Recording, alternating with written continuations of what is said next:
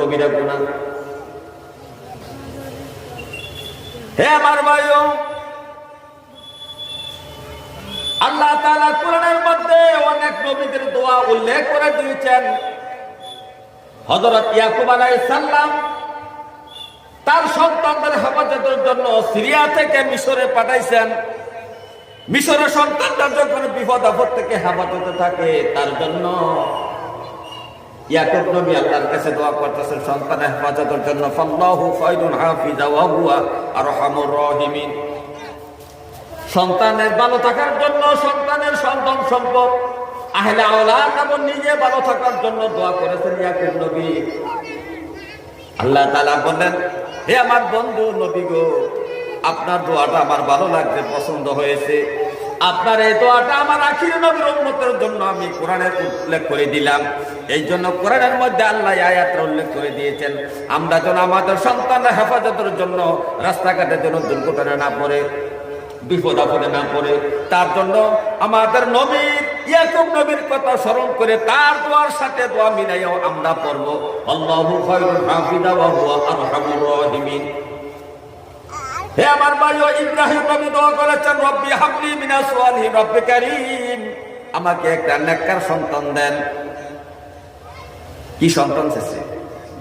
নেককার সন্তান।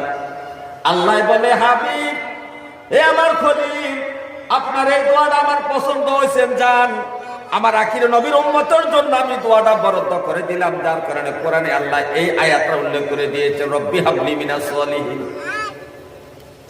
বলে বিভিন্ন নবীর দোয়া কোরআনে আল্লাহ উল্লেখ করেছেন আমাদের জন্য, উম্মতি মুহাম্মদের জন্য।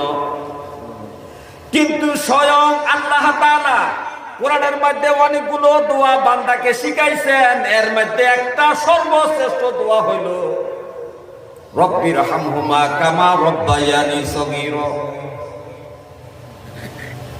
আল্লাহ যেন বুঝাইতে চাইছে, রে বান্দা, তোর মা বাবার জন্য দোয়া করতে গেলে তুই ভুল করতে পারস, এদিক সেদিক বলে ফেলতে পারস।